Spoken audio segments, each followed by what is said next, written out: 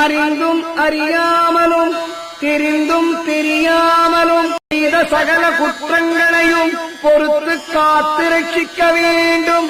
Om Sri சத்யமாய